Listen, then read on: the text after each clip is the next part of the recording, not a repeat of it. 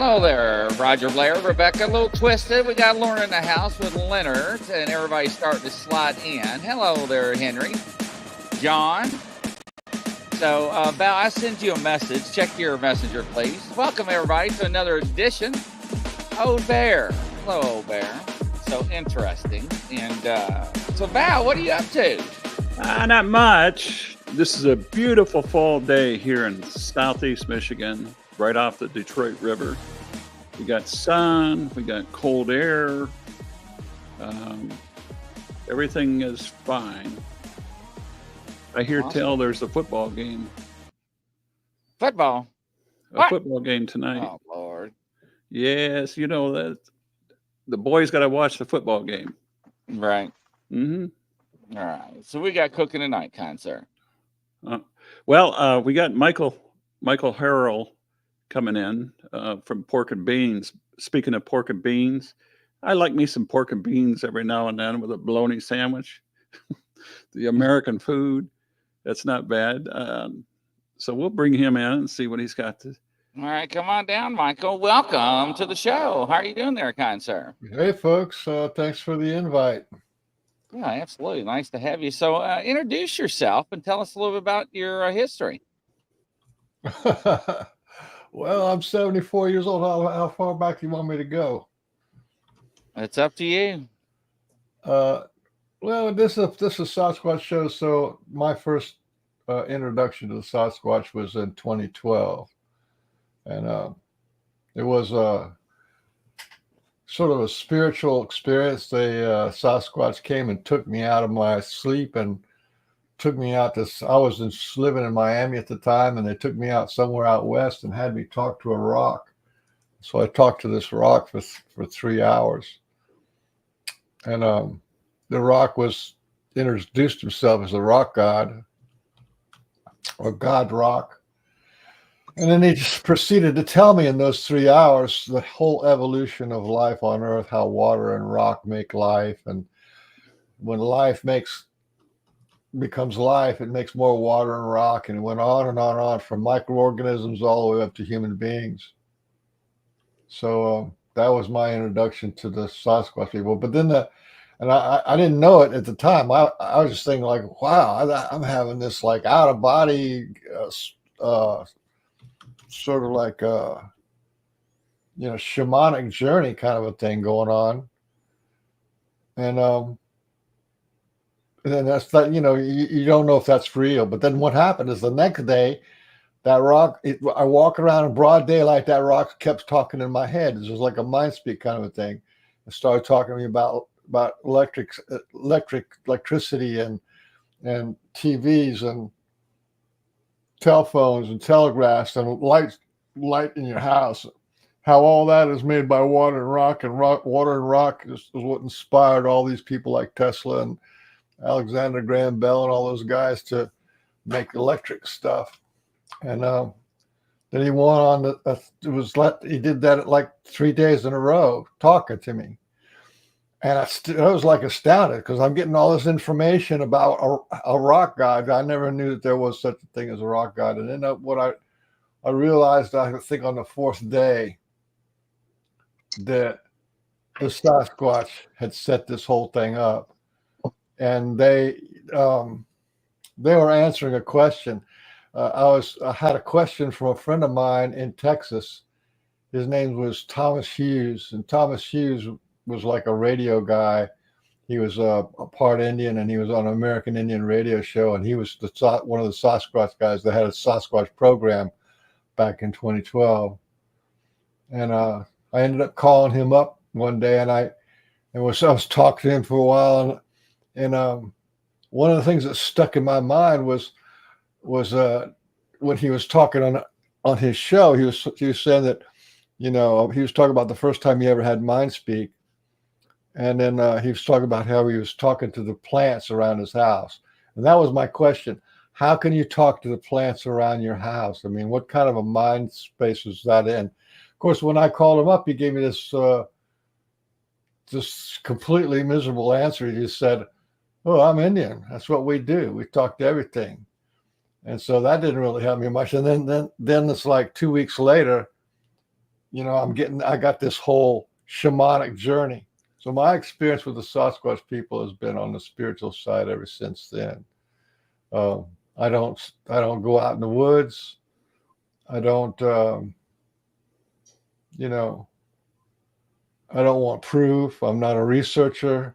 You'd have to say that I'm an experiencer. I feel like I am brothers with the Sasquatch people, and I feel them every day. And so it's not all that exciting because, people really get excited when they see Sasquatch, and that's like a big deal because Sasquatch don't like to be seen. And I know that they don't like to be seen. That's why I don't even bother going out in the woods. Yeah, thank you, Rebecca. So that's how it all started for me. And other than that, one thing I think is real important is the same time that I was getting in touch with the Sasquatch, I was getting in touch with the Star People, and I have a few stories about the Star People. And I got in contact with a guy named Ray Hernandez, and Ray Hernandez started this foundation to research consciousness, and he was taking on a craft, and he ended up forming this foundation. It was called the Dr. Edgar Mitchell Foundation for Research into Extraterrestrial Encounters, and that turned out to be this worldwide survey of the experiencers, of the people who were experiencers, and the kind of things that they experienced and the transformations they had, what kind of blood types they had. It was like 600 questions over 3 phases, and that survey went on for like 3 or 4 years. It started off, the first compilation was about 2,500 people, and it ended up around 4,000 people that are across the world. And so I got one big foot in the ET world and another big foot in the Sasquatch world, and I have another foot in the healing world, and that's kind of where I am right now. So it's completely beyond obvious that Sasquatch and the ETs are working together. And there's a lot of I have data points on that, and one of the things in that survey for the Dr. Edgar Mitchell Foundation, the free foundation, FREE, free, was they found out that 80% of the people who get taken on a craft and remember it want to keep that relationship going. 10% could care less. To them, it's just like, or maybe watching a comment or something. There was no imprint on their life at all.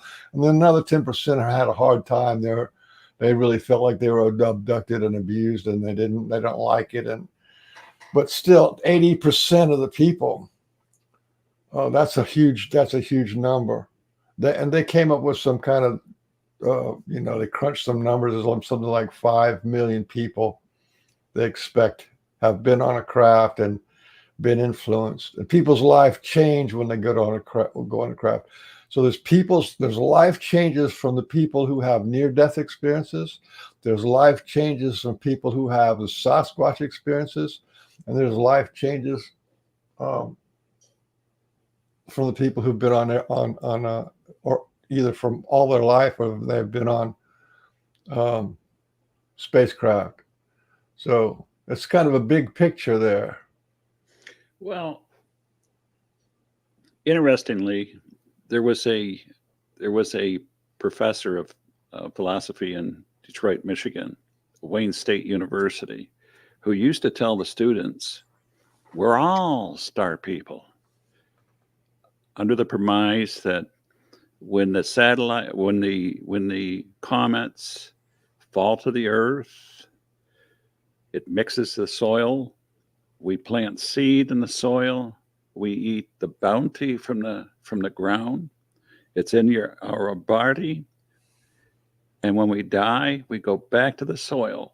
And this is a constant circular motion. So under that idea, he says we're all star people. to your point of mentioning UFOs, ETs, whatever, you know as well as I do as a researcher of data, I see the amalgamation of Bigfoot reports and UFOs a lot. In fact, I've mentioned this a couple times on the podcast with an author, a friend of mine, on cryptid topics and stuff. I gave him 400 reports, Bigfoot reports of Sasquatch in crafts, Sasquatch out of crafts. Wait a minute. Wait, just back up. Repeat that again, because that's important information. There's new data for me. How many did you get? 400. 400 people who said that either saw Sasquatch on a craft? No. I gave him 400 reports of Sasquatch UFO. Right. Together. These are people reporting Sasquatches in crafts, Sasquatches on the ground immediately following a UFO sighting. That's significant. One of the things I don't do on my group site, is put this all over my group site, because I know there's a wide interest in UFOs out there, a lot larger than Bigfoot, and they would simply take over my group site. But I have yet to get somebody on my group site that's affiliated with the UFO MUFON groups to discuss this topic specifically, because there is the connection out there. Well, in general, the MUFON people and the researchers of the UFOs, they don't want to have anything to do with the Sasquatch people, and the Sasquatch people, the researchers, investigators, they don't want to have anything to do with the UFOs, but they're married. Yeah. One thing I'll give you a data point. One thing that there was some questions on that big survey, and one of the questions was what type of beings did you see on the craft, and just so that you know that everybody's got their, and they had this whole list of all the different kind of beings that were on the craft. So the first one was light beings. That's people who are balls of light, or people who are wearing robes and hoods, and they'd have light coming out of them. That's the first category. Then there was human types, and then there was the tall gray types, and then there was the short gray types, and reptilians, and all these things. But then there's like about the sixth or seventh one was large hairy human types and small hairy human types. Now I'm telling you, that's the way they put it in the scientific published paper. But what they're really talking about is Sasquatch. The large hairy human types were Sasquatch, and the small, there's actually a sub variety of Sasquatch that are small hairy human types that are like 5 feet and under. So that was 14 and 17%.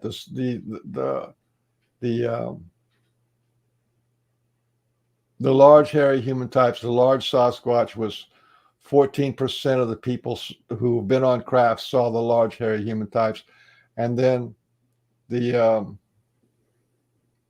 17% saw the small hairy human types, and that's really significant. So, and just to talk about what that survey ended up doing, it was published in 2015, right?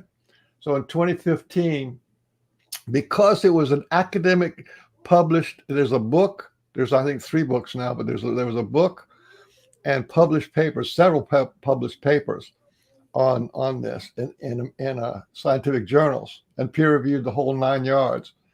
Well, once that scientific published paper became presented, then that same year, the New York Times came out with a TikTok video, and then that brought about the whole level of realization of like disclosure that's coming in from the government side of things. So that's like historic. if you see what I'm saying. Mm-hmm. What we're playing with, what we're talking about now, is historic stuff in the history of the earth, and the history of the United States, and history of humanity. So, yeah, we're connected, and all the stuff that the people have been telling you for years and years are true, and all the stuff that the Sasquatch people have been telling you for years and years are true. So that's an interesting data point. That data point that people are seeing Sasquatch on a craft, Mm-hmm. right? Now there's a lady named what's her name? Oh, her name escapes me for now. She's a famous lady who's a Sasquatch. She does some Sasquatch work, but mostly she does crop circles. I think Barbara Lamb, that's her name, Barbara Lamb. She's an older lady. I'm not even sure she's still around anymore, but I think she is. Anyway, Barbara Lamb had connections with people in South America. So she would go, do the crop circles and UFO investigations in South America and in Europe and United States. So when she was down in South America, she was talking to the people who are the researchers down there. And what she found out is that the people who do research on contactees, people who are abducted, people who are contactees in South America, 50% of them report that it was a Sasquatch spacecraft and a Sasquatch crew. Mm-hmm. And the Dr. Edgar Mitchell Foundation for Research into Extraterrestrial Encounters only took care of North America and Europe. It didn't go to South America because there was a language translation issue, right? So they didn't really do South America. But if they're calculating 5 million out of the northern hemisphere, you're going to figure that there's probably 5 million people over the same period of time from, let's say, from the 1930s until now, 5 million people in South America. And if 50% of those are being picked up by a Sasquatch crew and Sasquatch spacecraft, that's a profound thing. So what that means is that the Sasquatch people who are in the Midwest and in the east side of the East Coast and the south of all around United States, they are Sasquatch that are doing stuff on Earth, and they prefer to live on Earth. But there's another level of Sasquatch that are space bearing. They have space. You can't pick up 5 million people in or 2.5 million people in 70 years with like one spacecraft. That means they have to have a fleet of spacecraft. So that's interesting data. You know what I mean?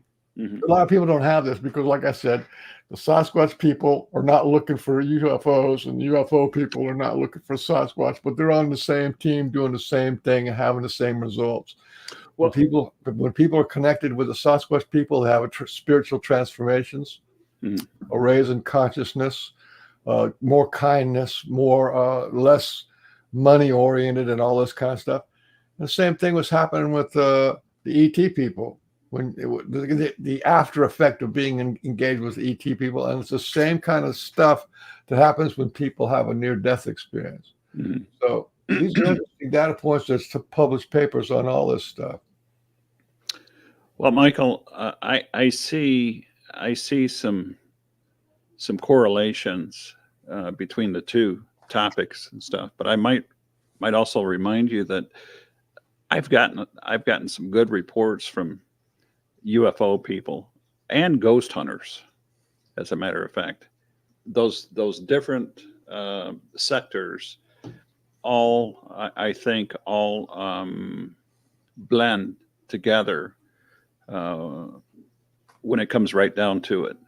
You got ghost hunters, you've got Sasquatch researchers, hunters, you've got ufologists. You have all of these different blends of, and all the people who are doing the research on the near-death experiences. It's all kind of one big related group. Mm-hmm.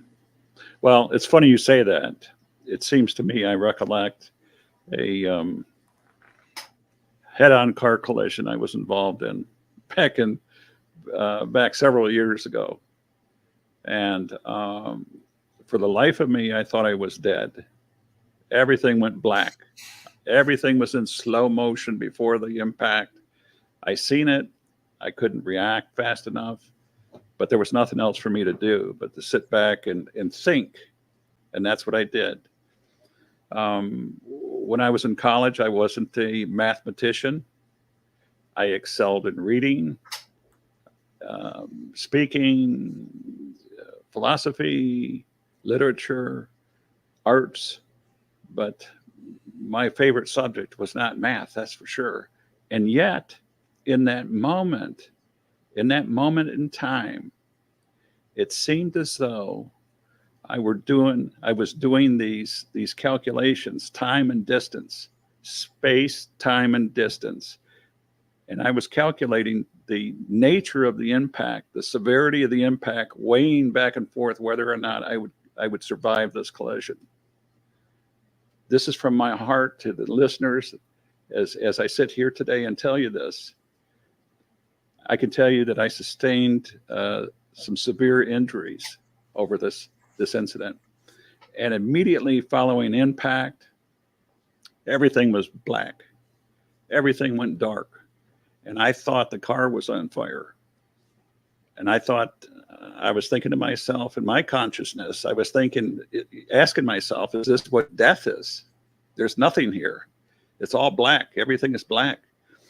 And then I realized, I had strangers climbing into the car, looking in my face, talking to me, asking me if I was alive. Can I talk? Can I speak? I was in such pain. I had, I had the wherewithal to respond, are you a doctor? Are you a nurse? No, I'm not a doctor. I'm not a nurse. Well, then I don't want to talk to you. And I went back to sleep. That's what I remember. It took me a year to recover from this. And then I had to go through therapy. But as the years went on, as the time went on, I had my own contact sighting encounter with Sasquatch in Washtenaw County, not far from the U of M, Ann Arbor, Michigan, home of the Michigan Wolverines. And that whole business there set off a whole chain reaction of different things that occurred in my life, including a I don't know, some type of Indian character that showed up in my bedroom dressed in period dress. And I'm telling you that I'm a stone cold sober man. I enjoy sobriety. And for the life of me, I thought it was some man dressed up like this that broke into my house. And why is he standing in my doorway? This whole thing, Michael, set off a whole chain reaction of stuff that found me. This was after your the car accident, and Yes. then after your Yes. experience with the Sasquatch people. Yeah, all of this stuff. So you're talking about serious personal transformation. The way whatever it was. You look at the world one way before, and now you're looking at the world in another way. That's called spiritual transformative experiences. But I was aware of what they call NDE, or right. Out of body. I was aware of this. I read profusely all sorts of books, all sorts of literature about those topics. About those topics and others. Well, that's another symptom of, you got the whammy put on you by Mother Nature, whoever you call it, right? Whatever was going on there, you got the full Monty. I used to read a lot of books on future, for Alvin Toffler's books. All of these books, I read these. I read the Art Bell books. All of these books. I read a lot of stuff. So all of this stuff, I believe, is in and of itself part of this journey. And at some point, speaking for myself, I'm going to step off this path, and live out the rest of my remaining life doing other things, you know, good or bad. This is where I'm at, but I'm not planning on doing that right away at this moment. But we all live and grow. We all follow a similar path, and we rely on the experiences and the skills, the knowledge that we learn along the way. This is our journey. That's your journey. That's my journey. I was reading some of the material that you had, Michael, put out there. I think maybe it was a video or something about meditation. And I was speaking to you before the show offline here, that in college, before you were cut off college, during college, I studied Buddhism. And it seems to me that part of meditation, the meditation aspect of Buddhism, they say that you reach into different realms. You go to different realms and stuff. I would say this. I don't know that, you know, what Sasquatch does. I have a pretty good idea that there's something there that the government doesn't want people to know and to understand. And it's much more than an animal in the woods. Although we could argue and debate back and forth whether or not Sasquatch is a people. I don't believe they are, not in my terms, but they're not primates either. There's something in between humans and primate. They're an enigma. Question mark, question mark, question mark. And for the life of me, you know, I don't know this. It's a puzzle. I don't think that we're supposed to know this. But what do you have to say about that? I'd say that you should read. I think there's 3 books in a series of Sasquatch Message to Humanity. Mm-hmm. You ever heard of that one? No, I haven't. Yeah, that was done with Sunbow and Kelly Rainbow Butterfly and about 4 or 5 other people, where they actually channeled what the Sasquatch themselves have to say. Mm-hmm. So if you want to hear what the Sasquatch themselves have to say, you could read that book. And they are very sophisticated, very conscious. They have everything that qualifies them as being a people. Mm-hmm. You know, they have their religious beliefs, their family beliefs, and all this kind of stuff. So, now, I've heard this similar thing before from Janice Carter. Janice Carter, she's super psychic, and she's got an inside scoop. Mm-hmm. Very nice lady to talk to. I learned a lot from her. One other thing that I would say about this is that there is an author, getting back to the point of UFOs and Sasquatch, those 2 topics together. There is an author. It seems to me the name of the book was Bigfoot's All Over the World or something. It seems like the author introduced something, a report or something that one person shared with her about Sasquatch making people aware. Hey, there's people like there's things like us out there that look like us. You think that they're us, but it's not us doing this kind of stuff, that they're harming people. But they're not real. They're like clones, or they're like robotic in some fashion or form, mechanical. And there's reports. There was a series of reports of Sasquatch, of people, witnesses, hearing beeping sounds, you know, like the trash truck backing up or some heavy equipment backing up. And then there was a series of reports that claimed that during their encounter and sighting they smelled burning rubber, like the brakes were burning on a car, similar to rubber burning. They smelled this. In one of these books right here that I'm holding up, and I've read a number of those books. There's a report in there. There's a strange report in there about a child that was abducted, went missing, and he claimed, and he was gone for a few days, and he claimed that that he's seen his grandmother, and he was taken into a cave, CAVE, cave. Inside the cave, he said he's seen dusty purses, guns, personal items, obviously personal belongings of people in this cave. And this form, whatever it was, took the shape of his grandmother. He felt, this articulate little boy or girl, whatever he was, felt that this form was not really his grandmother, but it took the shape of his grandmother and wanted him to get closer to them. And it frightened him.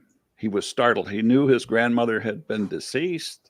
And how could this be? Where am I at? Why am I not home? Why am I seeing this stuff? And as soon as he refused and dismissed the overtures, I'm not talking about sexual overtures. I'm just talking about, they wanted this little boy or whatever he was. I don't remember if it was a boy or girl at this point, because the little boy didn't want to stay there. He wanted to go home and be with his people. He says that this being started smoking, like they were, like the electrical parts to this couldn't compute this, couldn't understand this, and was so upset that it started smoking. And that's when the little boy left. Somehow he ends up back with his family. This is in one of these books here. So there's a lot of different stuff, Michael, that's going on that we can't understand. We're probably never supposed to understand. But I don't know. What do you think about that? I think you need to talk to people who are friends with the Sasquatch people. If you want to know about the Sasquatch people, talk to people who are friends with them, not people who are investigating them. That's already been done. It's pretty much in the can. And what you're doing over there with your group and your data points is you're putting the icing on the cake, but it's already done. If you want to know about the Sasquatch people, you need to talk to the people who are friends and are engaged with the Sasquatch people, because you're going to get two different stories. If you, it's like here. I'm over here in Miami and I'm talking to my computer screen, which says me space, and then it eventually gets over to you, right? And you hear it, and there's me space, and there's and then there's the people who are listening, right? We have our reality based on space, communication, and objects and stuff like that. But that's not the reality. The reality is there really is no space, so if you're looking at the Sasquatch people as something other than you, as a phenomenon, as a thing, as something that's you, space, Sasquatch, then you're not going to get the right kind of information.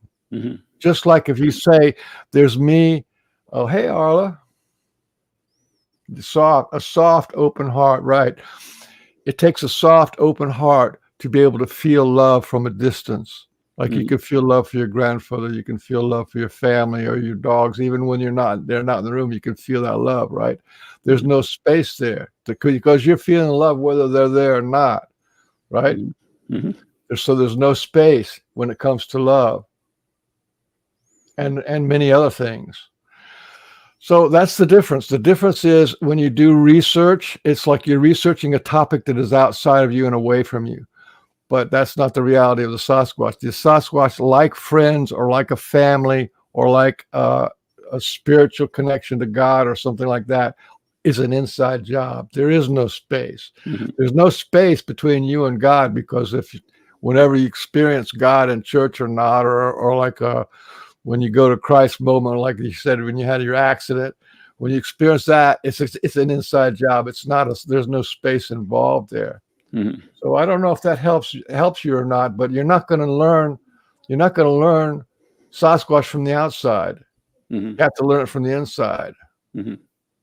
If you want the true story, Mhm. right? Well, see here. You have there's everything in this world you can have databases on trees, on Mhm. clouds, and on any kind of topic you want. Mhm. But that's just external. That's you traveling through space to connect to something. But this is not what the Sasquatch do. They're like Buddha doesn't, or like Christ, when Christ says, I and my Father are one, I and my brother are one. He's talking about the feeling of connectedness where there is no space. How can you be one with God and your brothers if there's space there? That you can't. And that's kind of what Sasquatch is here. And the other thing about Sasquatch is let me ask you this. If you take the Sasquatch and you call them simple-minded, is simple-mindedness a mark of low intelligence? Well, I guess that's an opinion, to be determined, right? Right. The point I'm making is I've been doing meditation since I was like 25 years old, right? On a very high level. And when you do meditation, you slow the mind down and think very simply, or you try not to think at all. And what happens is your intelligence goes way up. And I can tell you, just from the way the Sasquatch think and the way they talk and communicate with mind speak and stuff like that, they have a very simple mind, almost childlike kind of a mind, but their intelligence is off the chart. Any yogi who slows their mind down into a very simple vibrational frequency, their intelligence goes way up. And the Sasquatch have that spiritual intelligence. And you're not going to get that from research. You have to connect to the people who are connected to the Sasquatch. You have friends. You have friends that have mind speak with them. You have to ask them, what's the Sasquatch about? How intelligent are they? Who are they? Are they compassionate beings? Are they helpful beings? Do they carry love? The Sasquatch people have this quote that goes, "The greatest love is the love you show."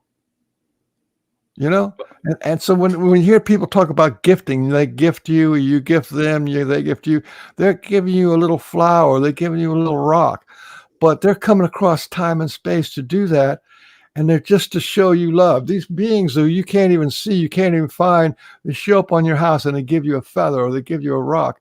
That's them showing love in the most simple form and way. And yet we're thinking of that of like, oh, they must be simple-minded or something to give us a rock or something. No, they're showing love through that. And you have to go inside to feel that. You have to be connected to them on a friendship, brotherly love kind of a way. Then you can understand what's going on. Yeah. They're really high beings spiritually.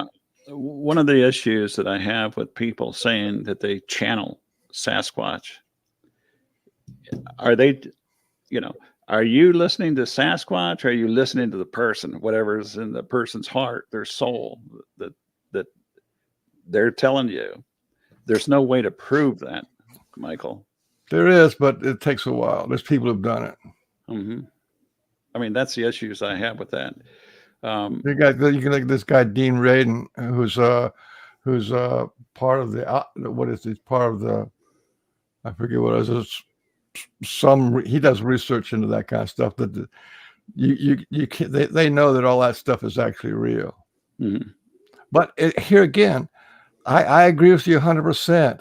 The data that comes out of the message that comes out of channeling is is dubious. It's subjective. It's subjective. However, when you have lots of people who are friends with a Sasquatch, you're going to get data points that are completely different. Okay, because they have a heart-to-heart connection with the Sasquatch people. Sasquatch people talking about being in the heart all the time. Michael, if I could, real quickly, I'll share this with you of my Sure, encounter, my sure. experience. I've seen these. Well, first of all, I came from law enforcement background. I mean, I've seen some stuff in my career. Um, I've seen these magazines, these fish wrap news magazines at the checkout grocery store at the counters there. I got pregnant by Bigfoot. Bigfoot's my girlfriend, whatever it is. It's silly. It's nonsense. I've seen that. A lot of people have seen that. When we walked into this area in Washtenaw County, Michigan, 2014, July 19th,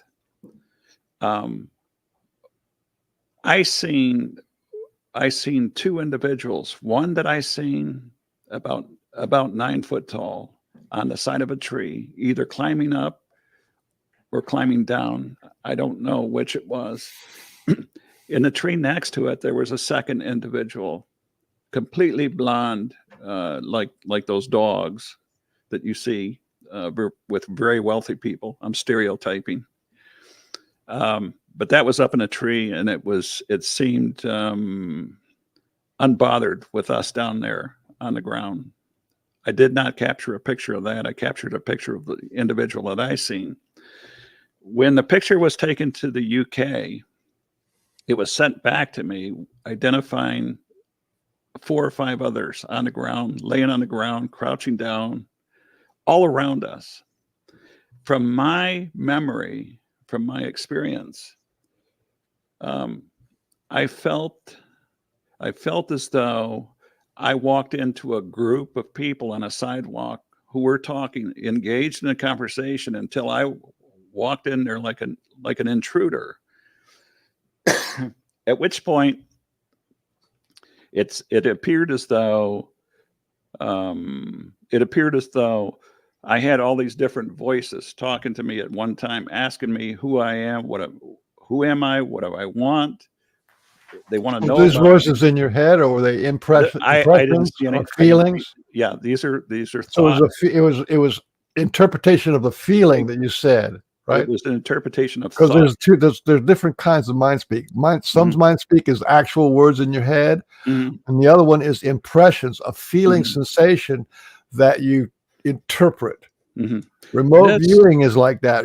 Where yeah. they draw these things, and they get a feeling of a sensation, and then they Mhm. begin to interpret those feelings and sensations, and Mhm. they end up, if they're trained, to have really high degree accuracy. So if you're Mhm. feeling that you had the impression that people were talking, and that's what you walked away from, it probably was accurate. It could be as high as It, 95% accurate. it felt as though I walked into a group conversation with all these voices talking to me. I also felt fatigued. I felt as though time slipped away. We were there. It was still light outside when we left. It was dusk, getting dark. But I also felt the idea that um, this is how some people disappear. They're lulled to sleep, put right down. I mean, put right down like a tranquilizer, and go to sleep. And it was at that point I felt as though we weren't wanted there, and we had to leave. And that at that point, I told my partner, I says, "We got to leave. We got to go now." And I was very insistent that we leave. We did. And at that point, I was telling my partner, I says, if that thing comes out of the woods, out of that tree line on all fours, I says, I'm going to fall right here with a heart attack right now. I don't want to see that thing come out of the woods. But looking back at this experience as a student of chess and strategy, I look back at this thing, and of course I'm armed. I'm always armed. And this thing's seen it. I'm certain they've seen it. I'm certain they've seen me take a picture of them too. But I have a degree of respect for that group, that they didn't molest us. They didn't challenge us. They weren't hostile. They allowed us to leave. They allowed us to leave in peace, and that's exactly what we did. But I'll tell you this: it took me a year before I went back to that same location there, and I'm pretty certain, because that's a state park. The officials know about that. I've got reports of people listening to the police scanners. They hear what's going on. They report what they hear. And I've seen trail cams all over the place. I've seen officials jotting down license plates of people entering the state park area and stuff. So they know what's going on. They're well aware of what's going on. But do you think these Sasquatch are dangerous? No. There are beings out there that are dangerous, but a Sasquatch is not one of them. However, that being said, it's like saying, do you think humans are dangerous? No, there's always going to be, there's always going to be somebody out there disgruntled that's going to might do something. But in general, that's not true. The Sasquatch have been under pressure for a long time with people hunting them and killing them. And the Sasquatch, one of the reasons why the Sasquatch try to remain hidden and unseen for a long time, is they don't want to get killed. They don't want their children getting killed. And this has happened over and over and over again. I don't know how many people actually kill Sasquatch each year, but it's a significant number. And their whole balance, their whole thing is about being in balance, and they are having more Sasquatch are dying now than are being born. So, I don't know. There seems to be a lot of them. I'm not going to sit here and pretend. No, there's actually a push on. There's a push for them to rebuild their numbers, because it's really important that they rebuild their numbers, or they don't drop below a certain point, and they have the star people helping them. I'll give you a data point you never heard before. Go ahead, I'm listening. The Pork and Bean Show, right? We talk almost exclusively on the Pork and Bean Show. Me and Brian Bland did this for like 6 years. Is that the reason why? I mean, your topic, and this is no affront to you, Michael. I see you as a gentleman, complete gentleman. Is that the reason why you've never had me on your show? Because of my positions are a little different than yours? No, I wasn't in charge of picking the people. Oh, okay. I mean, there's a lot of people I'd like to talk to, but mostly it was Brian and his group, which is the Canadian and Pacific Northwest. And so, and I was a sidekick for him. So, yeah, my position on Sasquatch is. But on this Pork and Bean Show, we work with people. We didn't work with newbies. We didn't unless we work with people who have a heart open to the Sasquatch people. They're feeling the Sasquatch people. They're touched by the Sasquatch people. They feel like family and friends. They prayed for the Sasquatch people. We have quite a few people who pray. They have a good prayer game. They pray for their family. They pray for the community, and they pray for the Sasquatch people. And those people, that's a high number on that. But anyway, like I said, Pork and Beans is about people who are friends with Sasquatch. And I think it was in 2023, we had, over that whole year, we had 3 different women who said that they have Sasquatch children. One woman from California, she had a face-to-face with a Sasquatch mother and a Sasquatch child, and the Sasquatch mother let her know that she was the genetic mother of this child, and she was the birth mother or the adopted mother. Okay, that was one. There's another lady who was told, like in her visions and stuff, that she had children from the Sasquatch people. And the other one, Penny Rummel, she was taken on a craft, and shown 8 children, eight Sasquatch children that she was the genetic mother of. Okay, now this is 3 different women who didn't know each other at the time, who had Michael, Sasquatch let me stop you for a moment. Yeah. You realize how difficult that is to receive that. All right, for you, yeah, for me, brother. Yeah. Well, I'm not done yet. then okay. Remember I told you about the Kelly Rainbow Butterfly, right? She was engaged in this telepathic communication where these 3 books got written on Sasquatch message to humanity, and they tell the whole history of everything. Okay, she has a Sasquatch children, and 2 of her friends have Sasquatch children. So that makes 6 human women who've been on craft or in other kind of ways have genetically contributed to the Sasquatch children. So that's 6, and that's 6 in 1 year. And we weren't looking for it. It's just data that came to us. And now a lot of those girls know each other now, and they compare notes and stuff. I got a drawing that this lady Penny Rumble did of being on the craft. Mm-hmm. And you got to ask, why would 8 children be born with the genetic material from 1 woman? Or why would they need 8 children? Why would these other women being told that they were the genetic mothers?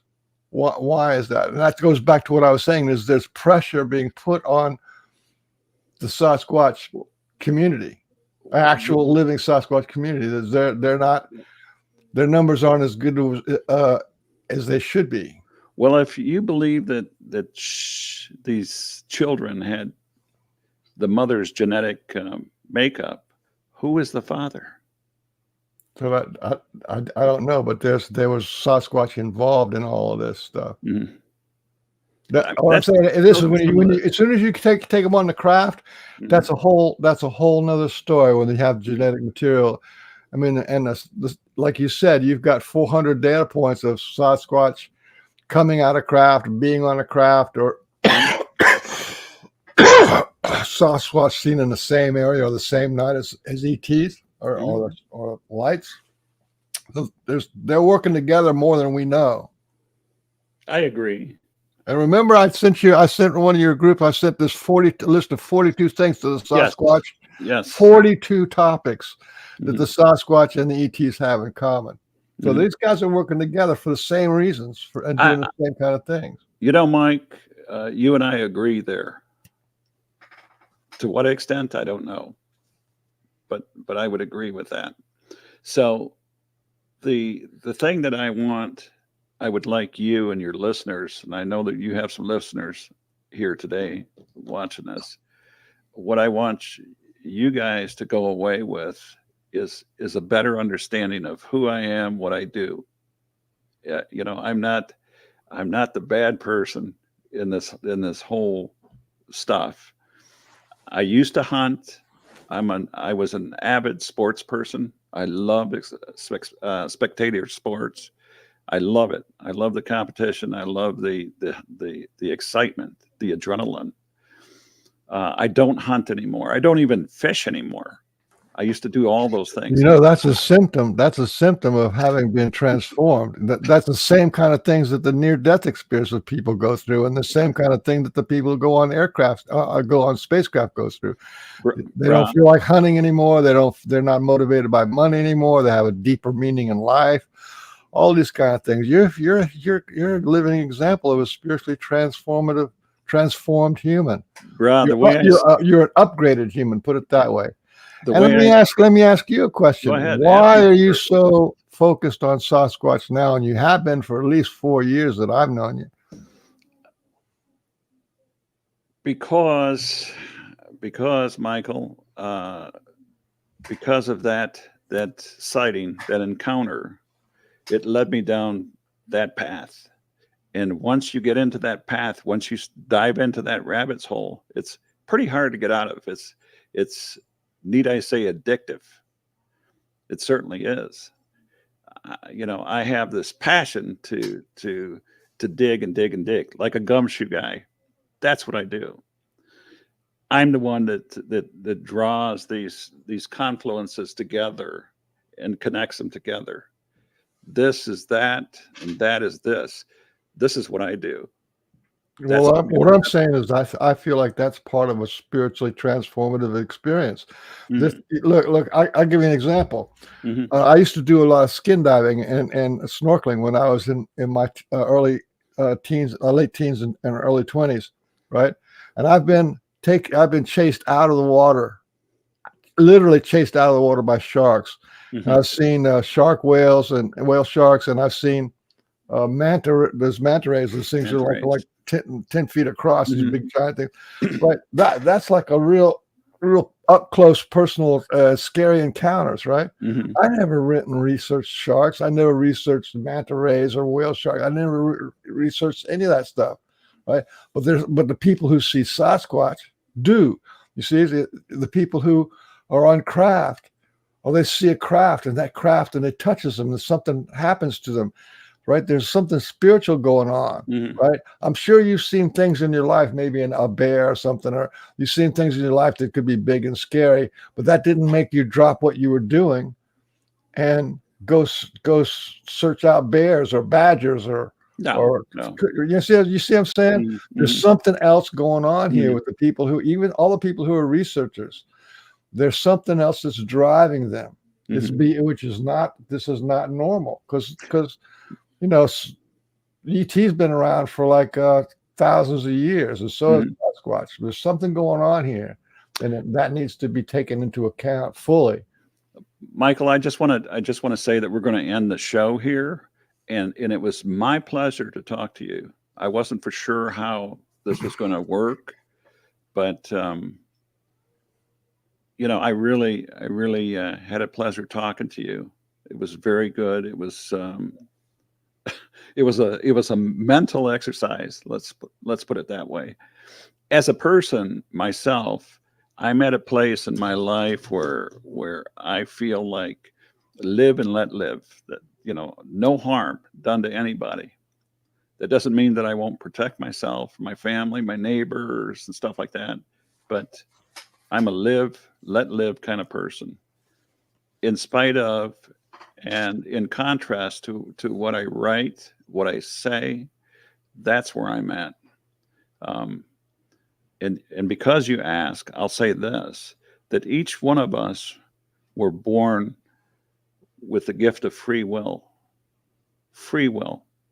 We pick and choose the path we walk down. That's our choice in life. Do good things for people. And walk with the light, not the darkness, but walk with the light.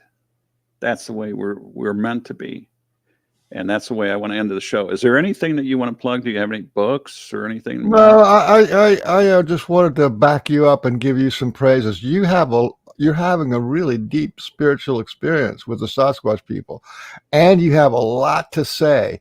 You have a lot in your what do you call them? Your memory banks. You're a very valuable person, and I'm glad you're out here with your own show, because I know what it's like to have a show. It takes a year or two to be able to purge yourself of all the things that you need to say before you can actually really hear what other people need to say and showcase them. You know what I'm saying? So I'm glad to see you saying and being on a show and talking about the things you do, because you're contributing a lot to the show. To the whole topic.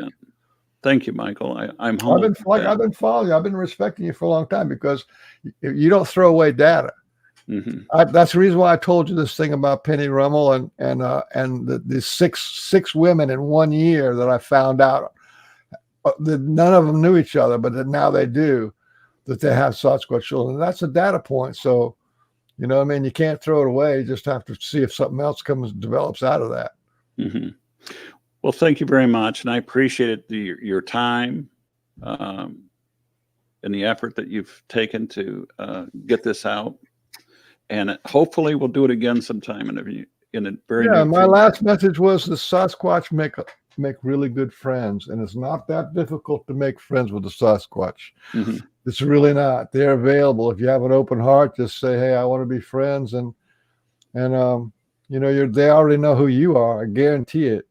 There's no way that the Sasquatch don't know who you are. So I believe be friends with the Sasquatch people, and that'll put you ahead of the game. Be friends with the star people too.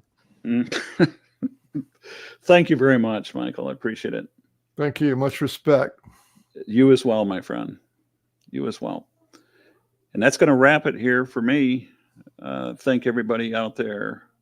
Hat tips, handshakes to law enforcement, first responders, medics, EMTs. Make sure that we think about the less fortunate, the homeless people, and everybody and anybody that's sick and ill and stuff. Say a prayer for them. That's the best way. Be kind to your neighbors. Thank you all. Good night.